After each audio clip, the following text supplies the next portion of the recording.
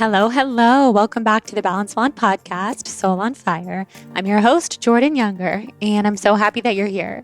If you've been listening to the podcast for a while, then you're part of our TBB fam, and you probably know that I am in my second trimester of pregnancy. So the podcast has been a lot of solo episodes lately because I've had so much to say and so much that I've wanted to document on this pregnancy journey so far, from spiritual awakening during pregnancy and before pregnancy to just the whole journey. I have an episode with Jonathan, my husband, that is hands down my favorite episode that we've ever done on the podcast. So if you have not caught up with those, I would highly recommend it. And today I'm so happy that we're back with my first guest in a while because of all of those solos for the last month or so, Dr. Bruce Grayson. I was so excited to interview Dr. Grayson. He is incredible. He's been featured on Netflix. He is the author of the book After, and he is the leading researcher on near-death experiences. So I'm so excited to share this episode with you guys, not only about something that I believe in from a spiritual perspective because it's happened to me, but also because it goes along with my beliefs of the afterlife and soul families and journey of souls and traveling in these soul pods that I so much believe in and have had a lot of experiences just, thinking about and studying and researching on my own.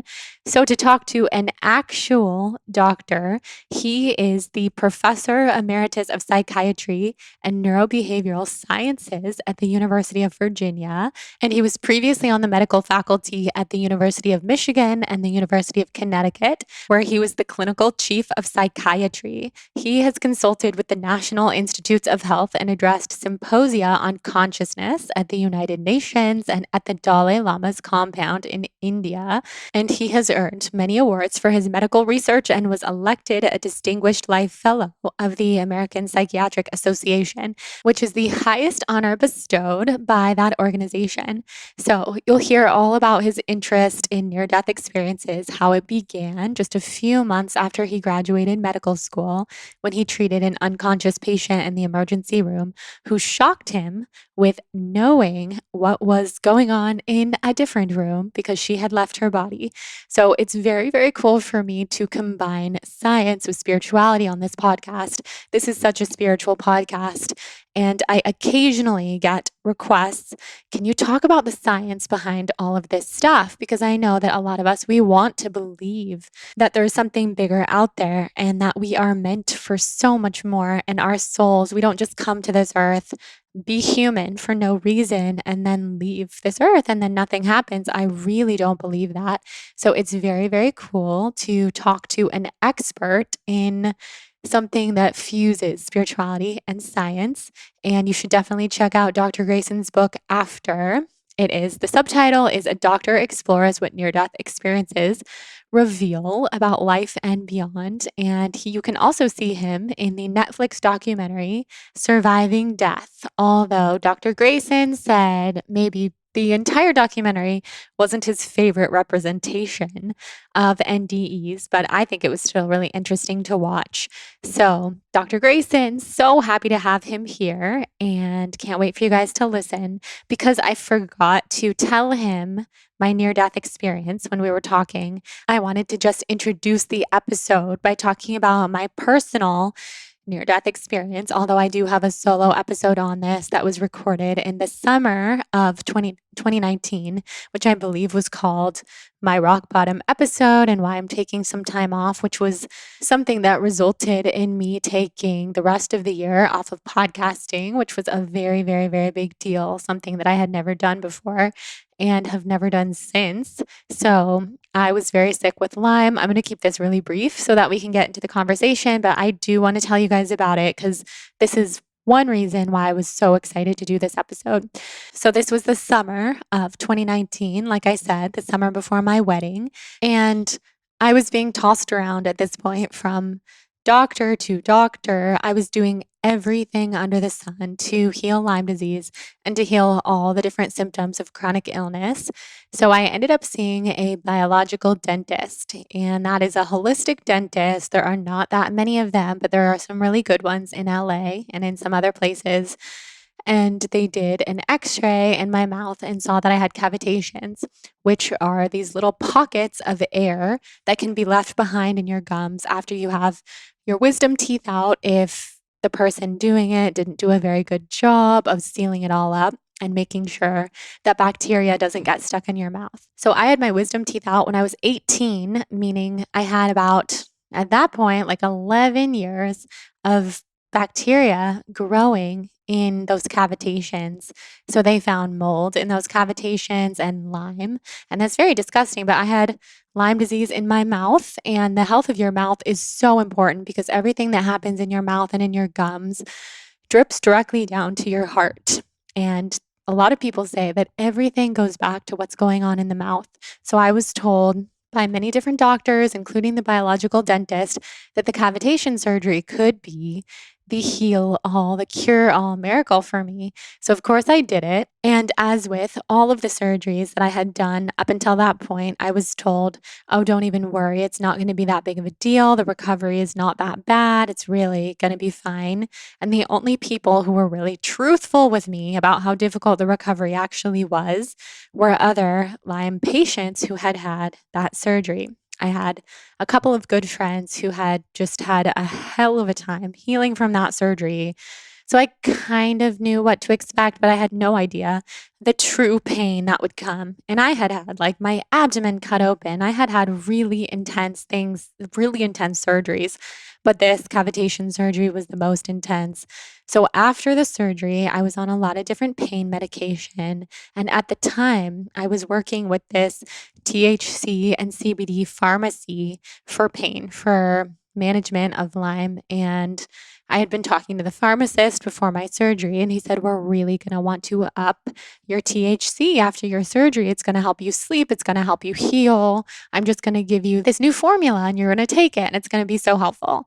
So I listened to him. Meanwhile, I was on these heavy duty pain medications. Tramadol was the name of the pain medication. And because I'm such a holistic person, I just had no idea the complications of mixing pain medication with other things. And you would think maybe if I was in my right mind, I would have thought about these complications or possible contraindications, but I wasn't in my right mind. I had my surgery.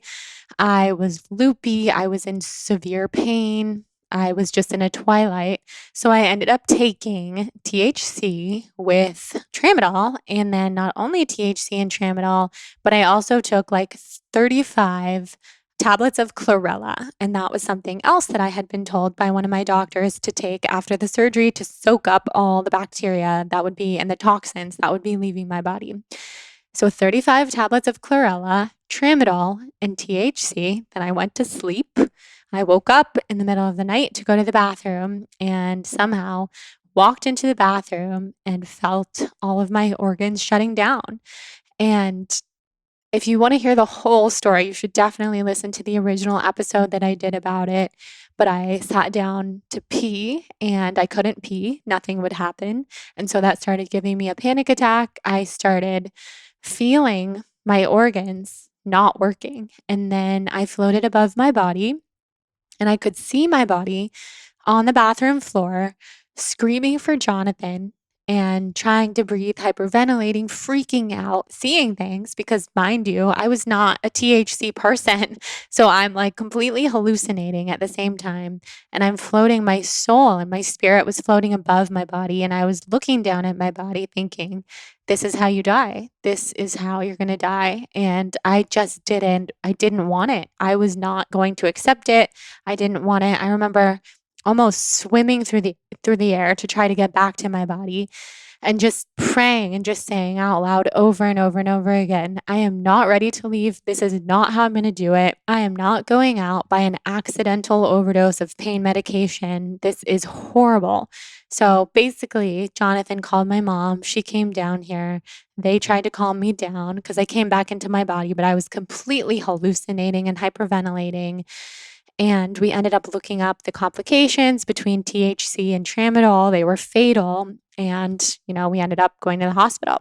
And I thank my lucky stars that I'm okay, because that's a fatal combination of drugs. And this is why I'm such a huge advocate. One of many reasons why I'm such a huge advocate for not only natural healing, because when you're healing naturally, you don't even have the risk of mixing these horrific medications that could kill you.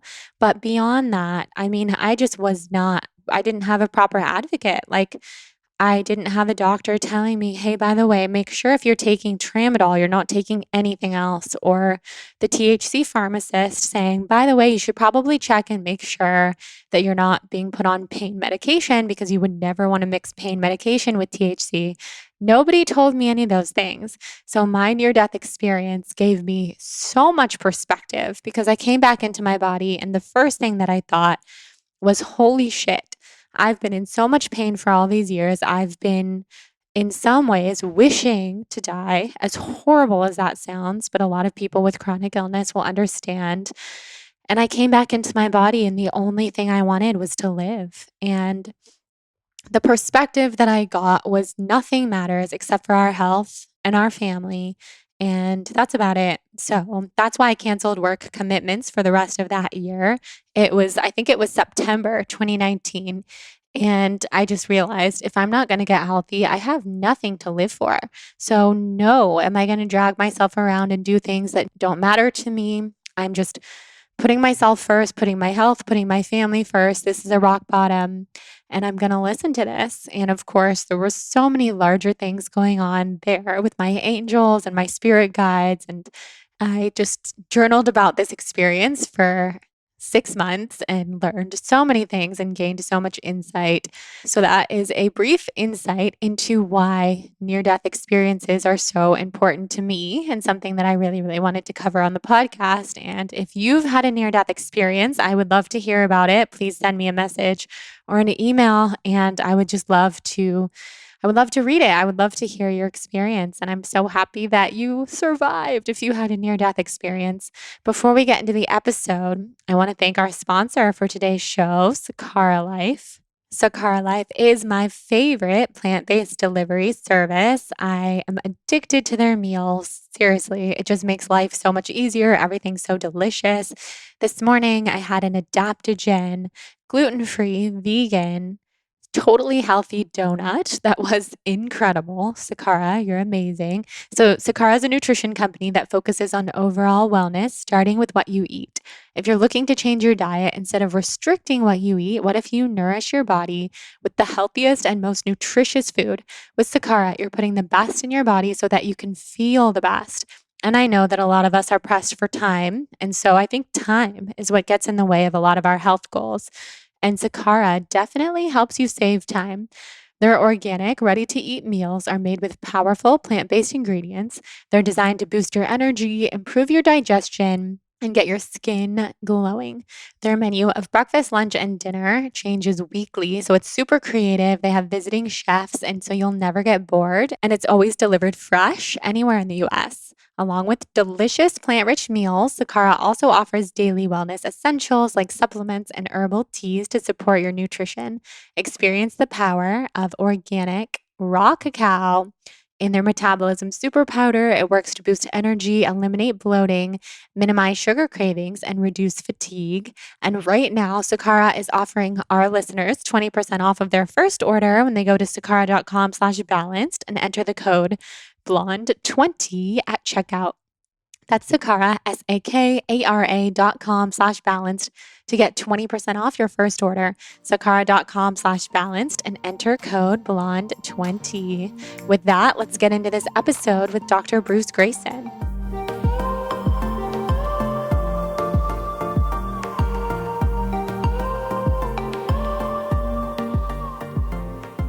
Dr. Grayson, I'm so happy that you're here.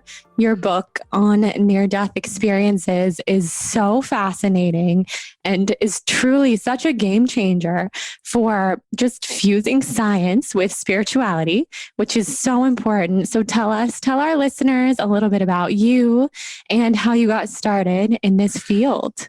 Well, thank you, Jordan. I'm delighted to be talking to you today.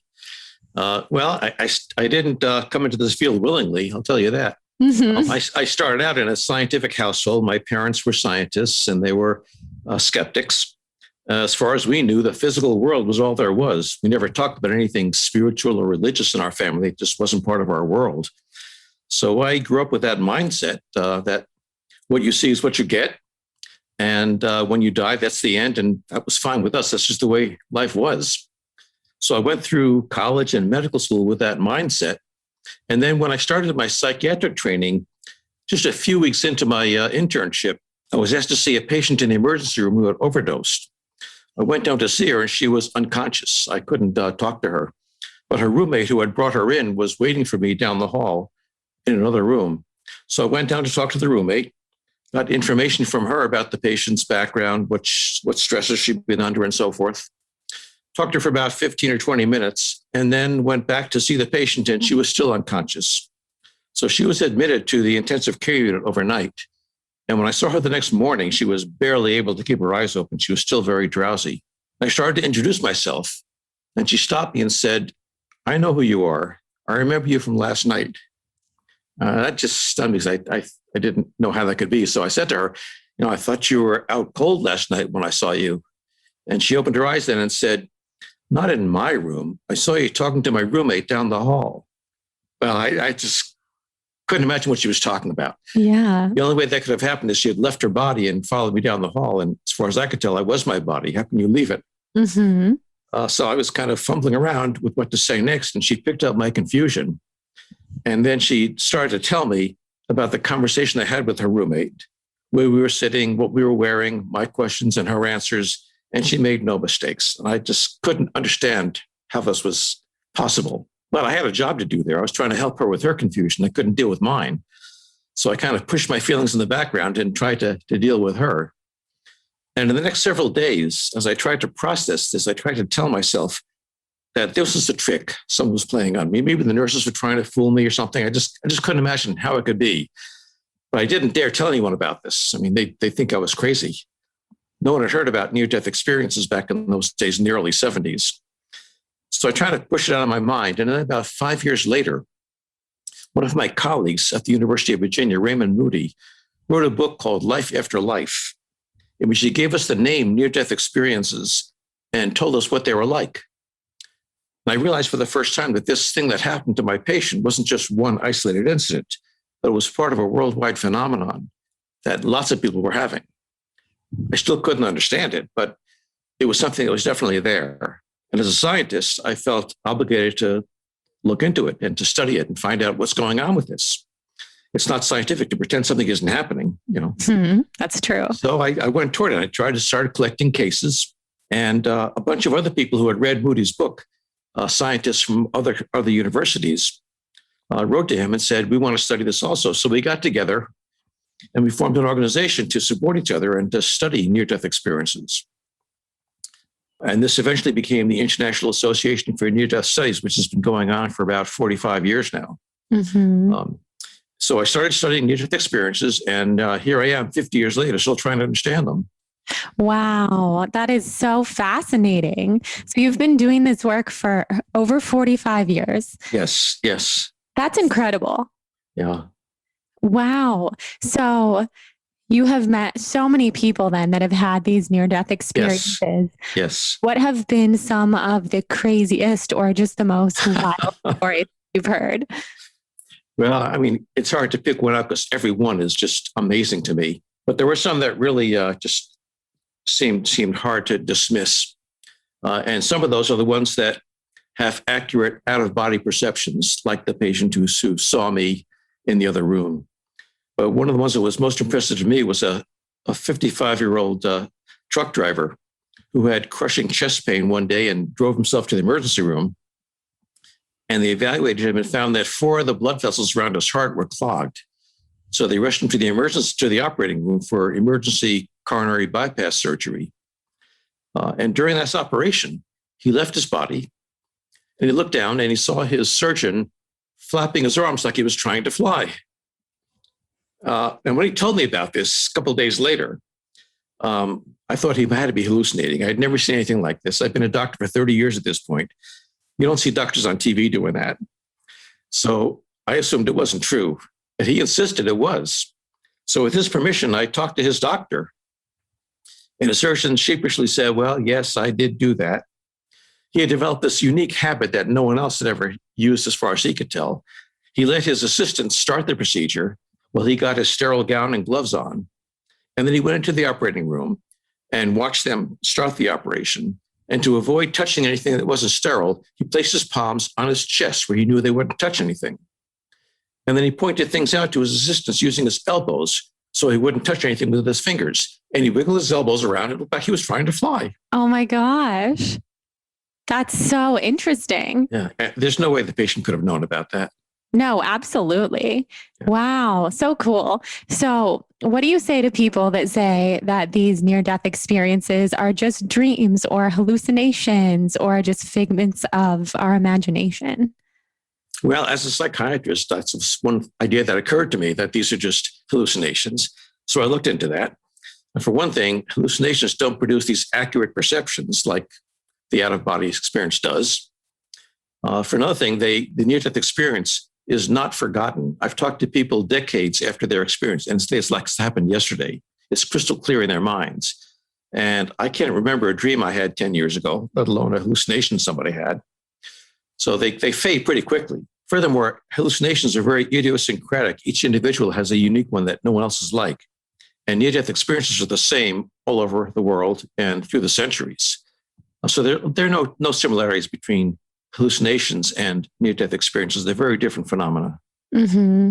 I mean, I agree with you. I'm just trying to think of things that people might say, that's just a hallucination, but that's such a clear description that you just gave. Yeah. And something that I found interesting in your book was that even though your colleague was the first one to say near-death experience, to really put a term to it, there were instances of it way back in the ancient Greek times. Right. So what was some of that research that you found?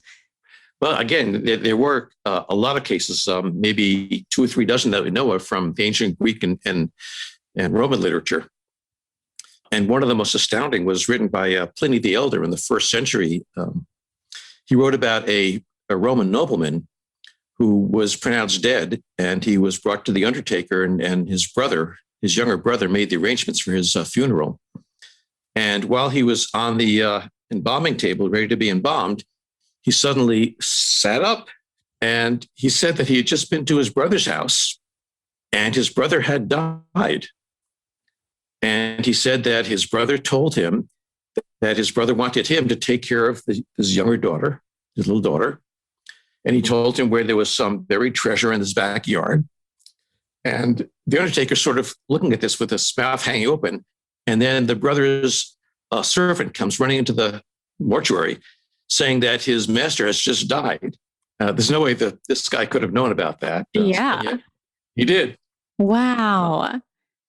That is. And we still have cases now. Yeah. The same type of thing where, a lot of people will see deceased loved ones in their near-death experience. Mm-hmm. And it's easy for debunkers to say, well, that was just wishful thinking. You expected them to die. You knew they were dead. You expected yourself to die, so you wanted to be reunited with them. But these are cases in which the patient did not know that the deceased person they met was dead. Mm-hmm. And there's no way that can be expectation. Yeah, no, definitely. Wow. So what are some other common threads that you see between different near-death experiences? Well, we've looked at cases around the world from different cultures, different religions to find the consistent patterns. And almost all of them have the same pattern of phenomena. They frequently have a sense of leaving the physical body. They often can look down and see the body from an out-of-body perspective. They have an overwhelming sense of peace and well-being. They often leave the physical realm and find themselves in some other world that seems to be non-physical. That's often a world of light where they may encounter a being of light. This is not like a light bulb or the sun. It's an actual living being that radiates warmth and love and acceptance. Some people may put a label on this, call it God. Other people will not. They may also see deceased loved ones. They may come to a point where they review their entire lives. And at some point, they may reach a decision to come back to life, or be told against their will to come back to life. And they find themselves back in their bodies again, trying to understand what happened to them. Wow. Yeah, the concept of reviewing their life is so interesting to me. Yes. And I've read a lot of spiritual books. There's a book called Journey of Souls. Have you heard of that book? No, I haven't. Yes. It sounds fascinating, though. Oh, you would love it. I mean, it's definitely the much more spiritual take on all of this stuff. Right. But they talk about a life review. Every person who has these near-death experiences speak of this review of their life. That just sounds so fascinating to me. Yeah. Well, the most interesting part of it to me is that in about 80% of life reviews, the person re-experiences their lives not only from their own perspective, but through the eyes of other people as well. And let me give you an example of that. One fellow who was a manual laborer had an experience when he was in his 30s. He was working under his truck in his driveway, and it fell and crushed his chest. And in his near-death experience, then, he reviewed his entire life. And he described it in minute detail, many different episodes. But a lot of them were seen not only through his eyes, but through someone else's as well. And one of those was when he was a teenager, and he was driving his truck down the road, and a drunk man happened to wander out in front of his truck. And he jammed on the brakes and was furious because the guy almost dented his truck, God forbid. So he rolled down his window and he yelled at the man. And the poor man, being intoxicated, reached his hand in the window and slapped Tom across the face. Now, that was too much for this hot-headed teenager. So he opened the door, got out, and started beating the man up mercilessly and left him a bloody pulp on the median strip and then drove off. When we had his near-death experience, he relived this not only through his own eyes, feeling the rage and the adrenaline rush, but also through the eyes of his victim. And he felt this man, the humiliation of being beaten up by this little punk. He felt the 32 blows of Tom's fists in his face. He felt his nose getting bloody and his teeth going through his lower lip. And Tom came back from this near-death experience realizing that we are all the same. There's no difference between you and me. What I do to you, I do to myself as well. And a lot of near-death experiences have told me that this sort of reinforces the golden rule, which is a part of every religion we have. Do unto others as you would have them do unto you.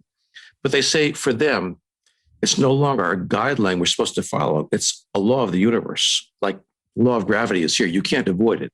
This is the way the universe works. If you help other people, you're helping yourself. If you hurt them, you're hurting yourself. And that changes the way they live after that. I believe that. It's like that concept that we are all one.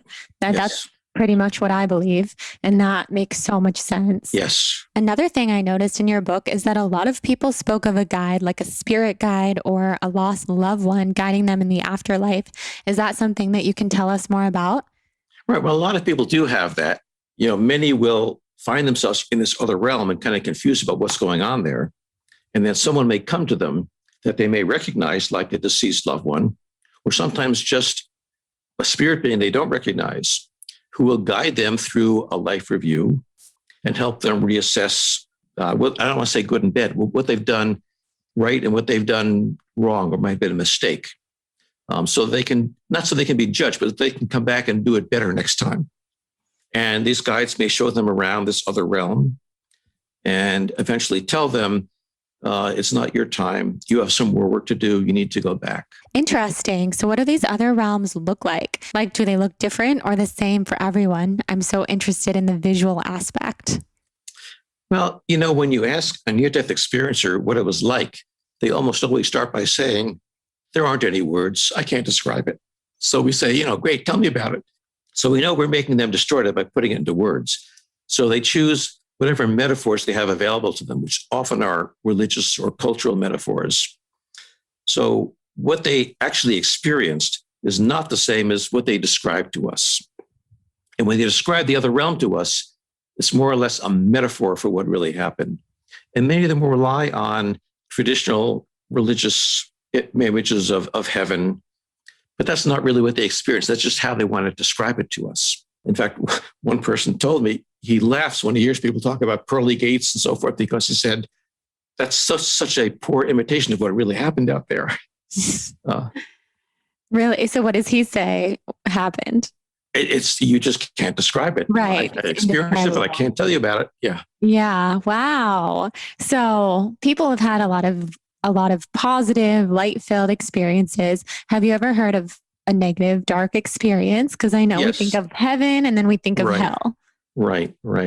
When we first started doing this research back in the late 1970s, we were relying on people coming forward and telling us about their experiences. And all we heard were the beautiful ones, the blissful ones. So we assumed that's what it was. And then when we started looking at every patient who was admitted to the hospital with a cardiac arrest, for example, and asking them what they experienced, then we started hearing a more unbiased sample. And we did hear some unpleasant ones. Most people who have studied this think that about between 1% and 5% of near-death experiences are unpleasant. However, it's very hard for people to talk about these experiences. So there may well be a lot more that we just haven't heard about that people aren't willing to tell us about. Mm. So we don't really know how many there are. And there are different types of unpleasant experiences. The smallest minority are ones that are typically hellish in imagery with fire and brimstone and demons. I've only heard those from people who were raised in a religion that tells you to expect that. Some Roman Catholics or fundamentalist Protestants. I've never heard of them from anyone else. Mm-hmm. There's a larger number that are they find themselves in a featureless black void with no sound, no sight, just nothing. And they feel they're going to be like this for eternity with nothing to relate to, which is terrifying for most Westerners. Mm-hmm. Interestingly, I've talked to a couple of people who were raised in India as Hindus, and they had this type of experience, and they thought that was nirvana. That was just blissful, merging with the nothingness. Wow. So again, your culture determines how you interpret this. Yeah, it does. Yeah. Because to me, that sounds scary. Yes. Black void. That's what I used to fear about death, just this nothingness. That's because we're Westerners. You were trained to have things to relate to, people to relate to. Mm-hmm. That's so true. Yeah. It's very interesting that our culture shapes our mind, our consciousness. Yes. And well, I'll tell you, the largest number of unpleasant experiences sound just like the pleasant ones, but they're experienced in a terrifying way. For example, people will feel themselves being ripped out of their bodies and thrust down a tunnel at breakneck speed and confronted by a blinding light. And they're terrified about all this. And they're trying to fight and get back to their bodies. And these are people who are always in control of their lives and are terrified about being out of control. And in a near-death experience, you're not in control. So it's a very frightening experience for them. Mm-hmm. And for a lot of them, at some point, they will get exhausted trying to fight against it. And they'll just give up and they'll surrender to it. And as soon as they do that, it becomes a blissful experience for them. So this is our American obsessional nature to stay in control of things. That makes these experiences unpleasant for us. Oh, definitely. All right, guys, just a brief interruption from this episode with Dr. Bruce Grayson to talk about my favorite CBD, Cured Nutrition. You guys know that I only use one type of CBD, and that is Cured Nutrition, because they are my favorite. I think they are the best. They now are not only CBD, but they also have functional mushrooms, adaptogens, and nootropics in their products. Nootropics are something I've been using and researching since before I even had a blog. So I was so excited when Cured Nutrition started putting nootropics in their products. To tell you a little bit about the company, it was started 8 years ago by Joseph Sheehy, the founder, when he was going through a really deep depression, which he talked about on this podcast. And he turned to nature and also to cannabis and CBD for his own healing. So all of their products do not get you high. CBD is just in the product, which is derived from hemp. And you can shop their products by all different categories: perform, balance, recover, etc. They also have pet CBD. My favorite product right now, because I'm pregnant, is the pain salve. I use it morning and night. It helps me so much on my joints and my muscles and just gives me so much relief. I also love the mint tincture. You guys know I've been taking the mint tincture since day one. And I also love their cured rise, cured zen, and cured aura, which have functional mushrooms, CBD, and nootropics. Jonathan is also a fan. We have so much of this in our house because it just works so well. You can use the code BLONDE for 10% off at curednutrition.com. Tag me on Instagram if you try and let me know what you think. Now let's get back into this episode with Dr. Grayson. That reminds me of, so I've done a lot of plant medicine experiences for healing from chronic illness. I have Lyme disease. So I've had a lot of ceremonies with ayahuasca and things like that, which I'm sure are totally separate from everything that we're talking about, but it's the same thing with surrendering control. Yes, it is. Yes. Don't surrender control. It's terrifying. It's so hard and so painful. And then the moment that you can surrender, at least in my experience, it becomes beautiful. Yeah. Yeah. We're doing some research now comparing ayahuasca experiences with near-death experiences. I'm so happy I brought it up. I want to know everything. Yeah. We're doing it in Ecuador with people who know how to guide you through the experience. So it's not just, here's the drug, take it, and then you're on your own. Of course. Yeah. So important to do it with someone who's very, very experienced with the medicine. So have you had any findings from that research yet? We haven't gotten the final results yet, but there do seem to be a lot of similarities. You know, there are similarities between near-death experiences and spiritual traditions all over the world.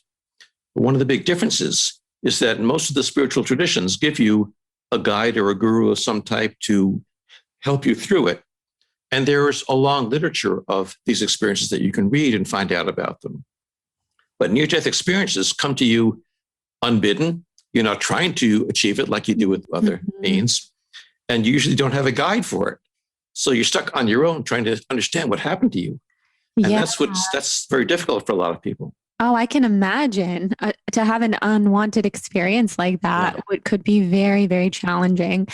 And reading your book, it made me think so much of some of those experiences that I've had with plant medicine, because it's just that shifting in perception of the life and beyond consciousness is so different than what we ever could have perceived. So the next question I have for you is, it's so interesting that sometimes these people who have had these near-death experiences, their brain stops, but the mind goes on. So what's the difference there between the mind and the brain? Yeah, this is a tricky question because I was raised to believe that they're the same thing, that the mind is what the brain does. And all our thoughts and feelings are created by the brain. And clearly in a near-death experience, that's not the case, because the brain is sometimes totally shut down and always at least compromised so that it can't produce the kinds of elaborate thoughts and feelings in a near-death experience. And yet people say in an NDE, their minds were clearer than ever. Their thoughts were faster and clearer. Their perceptions were more vivid. And yet the brain wasn't there to support that. So how can this be? So it suggests that the mind and the brain are not the same thing. Now, there are other in everyday life, clearly the mind and brain are connected. When you get drunk, you don't think very clearly. When you get hit on the head or have a stroke, that affects your thinking. But somehow, in a near-death experience, in extreme circumstances like that, the mind and brain can separate. And there are other examples of this. There's something called terminal lucidity, in which people with end-stage dementia, like Alzheimer's disease, who haven't recognized family for years or couldn't communicate, suddenly became totally lucid again and can carry on coherent conversations and recognize people. And the family may get very excited thinking they're recovering, but you don't recover from Alzheimer's. And after a few hours of this, they just end and die. And there's no medical explanation for how this can be.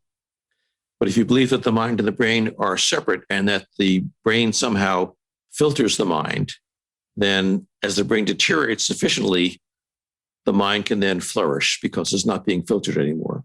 This idea that the mind is a filter for the brain goes back to Hippocrates 2,000 years ago. He said that the brain is the interpreter of the mind. And people liken it to, say, a radio tuner. There's thousands of radio stations out there. If you tried to listen to all of them at once, you wouldn't understand anything. So you use the tuner to tune into one station and filter out all the others so you can understand it. And the idea is that the brain does this as well. It filters out irrelevant stimuli, irrelevant thoughts and feelings, and just lets in those that are essential. So what's essential? The brain evolved like our other organs to help us survive in the physical world. So it lets in those thoughts that you need to survive. All the thoughts about deceased loved ones and about seeing God, you don't need those to find food and shelter and a mate. So filter those out and just let in the important stuff. And then when the mind's filter gets shut down, all this other wonderful stuff comes flooding in. So fascinating. I can imagine that very vividly. In a lot of the spiritual traditions and books that I read, that's what they say, is that the brain is really just a filter for the mind. And then when that filter's gone, we all become one again. And that's very much what I believe. So how has all of your work affected your own spirituality and your beliefs? Well, I didn't have spirituality when I started out. I just had no idea what that was. And for a long time, I had a lot of skepticism about it, about whether it was just an imaginary thing or whether it really existed. And now I can't deny it anymore. It's definitely there. And it's a part of all of us, whether you want to recognize it or not. I started out, I have to say, very arrogant, trying to think that science is going to solve all our problems and help us understand everything. And it's very obvious now that science just doesn't have the capacity, our brains don't have the capacity to understand half of what's going on. So I'm now comfortable with the idea that we're not going to understand this stuff. We can't, as long as we're trapped in these brains that have a limited capacity. And that I'm okay with not knowing the answers, since I think we'll know them eventually when we leave these brains behind. And I feel very comfortable with the idea of death. I can't say that I was really frightened of death before. I just thought it was nothingness, which isn't frightening to me. But now I think that there's something positive after death. I have no idea what it is, because what people tell me, I know is just a coarse metaphor for it. They tell me that what's really going on, I can't explain to you. So I think whatever happens after death is something I can't possibly imagine now. But by all accounts, it's going to be something pleasant, not something to be feared. Mm-hmm. I think so too. So I think that's one of the best things about this work that you do, is that it can help people lessen their fear of death, something that's going to happen to all of us at some point. Because I know that's a very crippling fear for a lot of people. Yes, it is. It is. Interestingly, as a psychiatrist, when I first heard that people are not afraid of death after an NDE, I started worrying about whether that would make people suicidal. Because I knew people who would contemplated ending their lives, but were deterred by fear of what might happen. So I did a study of people who were admitted to the hospital with a suicide attempt, and I compared those who had NDEs as a result of the suicide attempt and those who didn't. And what we found was that those who had a near-death experience were much less suicidal afterwards than the people who didn't have an NDE, which seemed counterintuitive to me. So I asked them why that was, and they said, I now realize that everything has a meaning and a purpose. And the problems I have in my life are not just things to be run away from, but they're challenges I'm supposed to learn something from. There's a purpose to everything that goes on here. And furthermore, when you lose your fear of dying, you also lose your fear of living. You're not afraid of losing your life, so you're not afraid to jump in with both feet and take risks you wouldn't have taken before and experience life to the fullest. Mm-hmm. And that makes life more meaningful, more fulfilling, more enjoyable. And that makes them less suicidal. Mm-hmm. Yeah, it's like it shows them the meaning of life, and that there is so much more to being on this planet than they could have ever imagined before. Right. Yeah, consistently, people after an NDE become much more spiritual, much more interested in relationships, in compassion, in caring. They become much more altruistic, and they're much less involved with things of this world, physical, material goods, power, prestige, fame, competition. Mm-hmm. And that changes their lives. Yeah. That was my next question. What are some common threads of what people do after they have a near-death experience? Do they commonly move? Do they get new careers? Like, do they just completely change their lives? Yeah. Unfortunately, it can create a lot of problems. If a marriage is based on some materialistic goals, that can really wreck the marriage if one person comes back saying these things aren't important anymore. Mm-hmm. But a lot of careers get shortchanged also. I knew one fellow who was a policeman, and that was his life. And he actually had a near-death experience when he bled out after a fairly routine operation that went haywire. And he had a near-death experience and came back. And after he recovered, he went back into the field and almost got his partner shot because he drew his gun and couldn't fire it. The idea of hurting someone else just unthinkable. So he ended up leaving the police force and went back to school and became a teacher. And typically people go into helping professions, whether it's education or healthcare or clergy or social work of some kind, but they leave behind violent careers if that's what they had, or competitive careers. Mm-hmm. That makes sense. So something exciting, you were recently featured on Netflix, which is such a big deal, on the show Surviving Death. I watched it. I thought it was incredible. So what was that experience? Tell us what that was like to be on a Netflix show. It was good and bad. As a scientist, I'm interested in the scientific way of approaching these things. And I thought my episode was done pretty well. They had some really fascinating near-death experiences talking about their experiences. Some of the other episodes, I think they were interesting, but I think Netflix missed the boat by not showing a lot of the good scientific research. For example, they talked about mediumship and interviewed mediums and people who'd gone to them, but they totally ignored all the good scientific research into mediumship, which provides more respectability and credibility to it. So I think they kind of missed some important material in there. Mm-hmm. Oh, that makes sense. So what are your thoughts then on mediumship and the scientific evidence of mediumship as a practice? Actually, we've studied that at the university where I work, University of Virginia. We've been studying mind-brain anomalies for about 50 years now. And we have done some double-blind studies of mediumship, where the medium and the person coming to encounter their deceased loved ones never actually meet, but a third party intermediates between them. And then we give the quote sitters, the people who want to communicate with deceased ones, 5 transcripts, one of which is theirs, and they have to rate them all and so forth. And what we found is that there were some mediums who were very, very successful about this. And the sitters picked theirs number 1 every single time. Not all mediums can do that, but there certainly are some that are dead on every single time. Mm-hmm. I think so too. I just love hearing the scientific research behind it. Yeah. It definitely gives credibility to something that is so beautiful, in my opinion. Yeah. And we were able to publish this in a mainstream medical journal because it was, research that was done well, even though it wasn't material that they liked to publish most of the time. Right. Well, more people need to know about that. Exactly. I mean, I didn't even know that there was published medical research about mediumship. Yeah. Well, then maybe Netflix needs to do a second season and show us some more. Yeah. So what would you say to the skeptics of near-death experiences? What are some of the responses that you would give them? Well, I respect what they think because I used to be that way myself. And I understand the desire to explain all this in terms we understand, but I think it just defies our understanding at this point.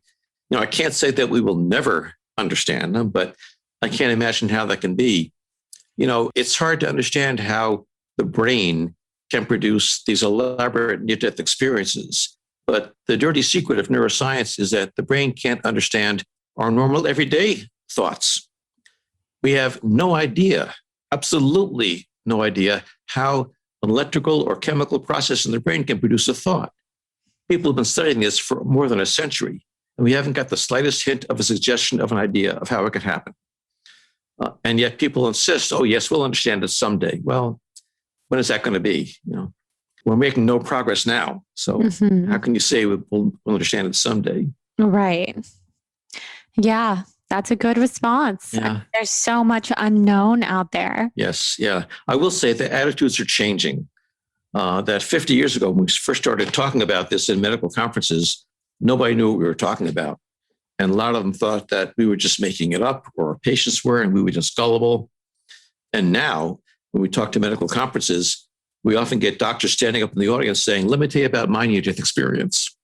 They're just so common that everyone knows about them. Mm-hmm. And whether doctors believe that they are something that's spiritual, they definitely believe that they are something that happens very frequently to their patients and that affect their patients' lives, and therefore they want to know about them. Mm-hmm. So I think that they're very accepted now in the medical profession.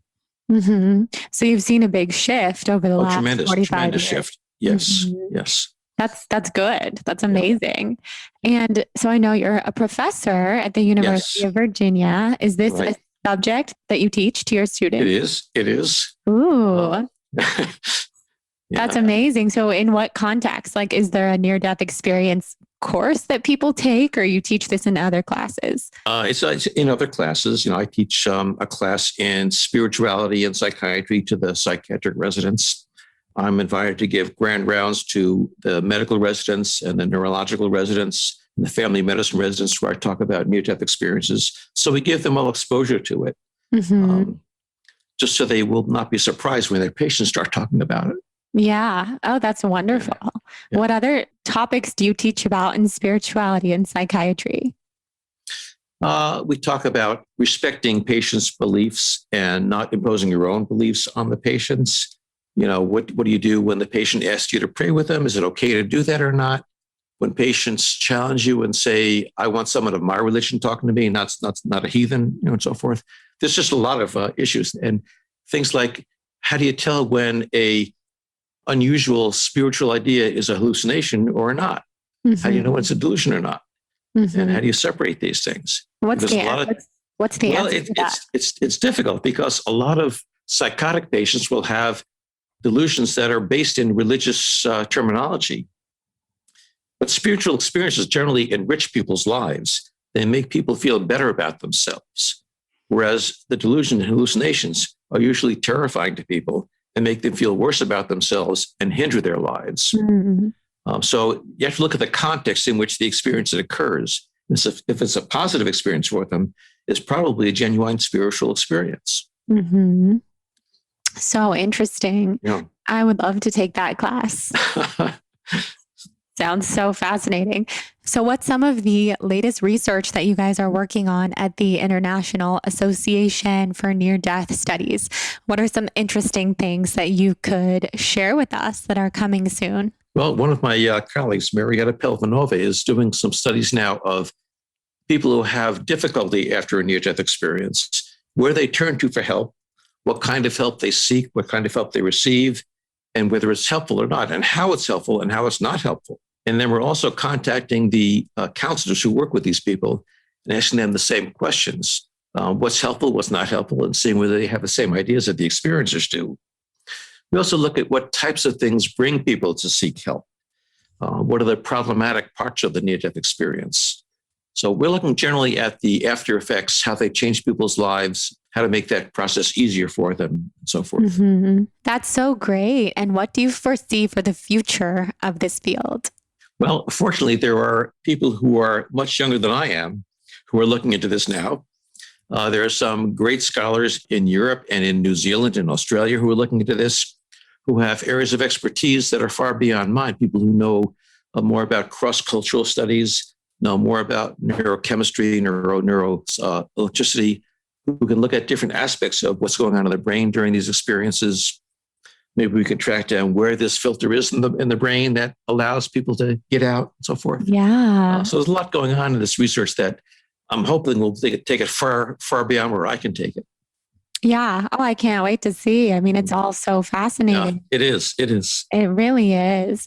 And I can't wait to see what happens with the plant medicine research as well, the links between that and this. I think there's so many similarities from what I can tell. So interesting. Wow. Thank you so much. Where can everyone find you? My website is www.brucegrayson.com, Grayson with an E, not an A. And that's probably the best way to reach me is through the website. Yes. And everyone's got to check out your book. Right. It is so fantastic. I have it right here. It's called After, and it's so phenomenal. How's the book doing, by the way? It's doing well. I don't keep close track of it, but I think it's doing well. Oh, I'm sure it's doing well. I mean, it's full of such incredible information, and I'm so grateful that you wrote it. Yeah, thank you. It's been a pleasure. Yeah. Yes. Amazing. So one final question before we get off, because I ask everybody who comes on the show for their zodiac sign. Do you know what your sign is? Yes, I'm a Scorpio. Oh, you're a Scorpio. So when's your birthday? October 25th. Oh, good day. I'm October too, but I'm a Libra. You're a Libra. Okay. Mm-hmm. Yes, fantastic. I'm told that Scorpios typically gravitate towards death. Yeah, actually, that's true. Scorpios like to investigate the underworld and Yes. the dark, kind of like the darker side of everything, but the depth and the spirituality. Yes. So you're definitely living in alignment with being a Scorpio. Yeah. So Yes. good. Wow. Well, thank you so much, Dr. Grayson. This was amazing. And I'm just so thank you. happy to share your work with Thank you, Jordan. It's been a pleasure talking with you. You too. All right, guys. Thank you so much for listening to this episode. I'm so happy that you guys are here. This was such a different episode for TBB Podcast because I typically only have people on the show that I know, but occasionally I will have people on that I am a really big fan of, and I'm a huge fan of Dr. Grayson. I devoured his book. I learned so much from it. And if you're interested in near-death experiences, I think you would love his book too. It's called After. And I also loved hearing the synchronicities between near-death experiences and ayahuasca and other types of plant medicine. So that was really interesting to me. I hope that you guys enjoyed this conversation. It was a really fun one to have. Thank you to Sakara for sponsoring the show, as well as Cured Nutrition. You can check out those links in the show notes. And as always, if you feel inspired to rate and review the show on iTunes, it helps with visibility so much, and it also just makes me really happy and means a lot to me. So email me a screenshot to jordan@thebalancedfawn.com of your rating and review if you take the time to do it, so I can thank you by sending you my free yoga ebook and also just send you a little personalized thank you email. Also, come say hello on Instagram. There's lots of fun things going on over there on both the Balanced Fawn and TBB podcast. And check out the Celestial Diet, which is now widely available on thebalancedfawn.podia.com. So excited to have you guys here, and we'll be back with another guest next week. I cannot wait, and we'll talk soon.